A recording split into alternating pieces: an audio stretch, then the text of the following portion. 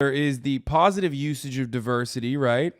In the form of like diversity and representation. That is for that is used to show little girls that someone that looks like them is also in a Disney movie as the main character or whatever. Well, there's also the negative diversity and representation, which is Candace Owens. The entire point of Candace Owens' existence as a conservative mouthpiece, okay? Hassan Racist clipped. What is this? Thanks, man. This is going to be a really good clip titled Hassan Racist question mark. Role models that look like yourself give you the belief that you can achieve the high levels of success and happiness for yourself. Someone have the Candace Owens video? Yeah, also, there were black mermaids, man. It already existed. 30 years ago, there were black mermaids. I'm not hearing them say shit on a Middle Eastern man be white in the Bible. The character was whitewashed in all the movies. Yeah, I mean, stop posting dumbass out here. What do you think of the new Little Mermaid movie? It makes me chuckle. As you know, nothing can be as it was. It all must. What do you think of the new Little Mermaid movie? I actually was just informed about this. It makes me... Man, I just heard about it and I'm so mad. Chuckle. In case you are not aware of it, as you know, nothing can be as it was. It all must be undone and turned backwards and upside down because the progressives just hate everything about society. So we all watched Little Mermaid. And if you're like me, you probably thought, well, yay, finally the redheads get something, right? You know, they're the true minority that nobody talks about. The redheads. So we had Ariel, who had beautiful long red hair. And it was actually... But she has red hair too. Wait, Black Ariel also has red hair. One of my favorite movies. I was a big Disney child, Disney baby. Nothing can be left as it is, and they are now producing a mermaid movie in which Ariel is black. Now, are there black people with red hair? Sure, yes.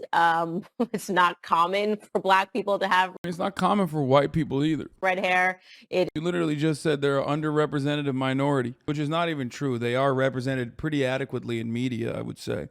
People love redheads. Is in fact a Nordic trait, if you will, Irish, really, if you want to talk about specificities. But they're going to make her black because I'm gonna be honest. You want to know what's actually the most uncommon? Not black people with red hair. What's the most uncommon is a half person, half fish figure. As a matter of fact, it's so uncommon. It does not exist in the real world. That's really uncommon. It's crazy, man. It's nuts. Doesn't even exist in the real world. Think about it. Conservatives literally turn into the most bat-chested consumers when they think some media has slighted them if it's not racist enough. Everything must be black. That's the answer. Everything must be black. If it's not black, they can't produce it. If it's not black... Yeah, famously, no like majority white casted movies exist anymore. I don't know if Candace Owens knows this, but like she's black, and black people do exist in society. So having that reflected in the culture and the art that we consume is probably not that crazy. I don't know. Now, of course, like I said already, I made this joke earlier, but this is additionally strange coming from Black Tommy Lauren. There is like a million white blonde, bimbified ladies out there that are repeating the same racist talking points. So conservatives are like, we need, a black woman to say the same shit so that she could constantly and consistently shield herself from the accusations of racism. We needed a black person to say the white supremacist stuff. So without that kind of diversity and representation, Candace would not have a job. She'd probably still be, making anti-Trump websites or whatever the she was doing before she realized that the pro-Trump grift is actually significantly better for her. It then should be gay or lesbian.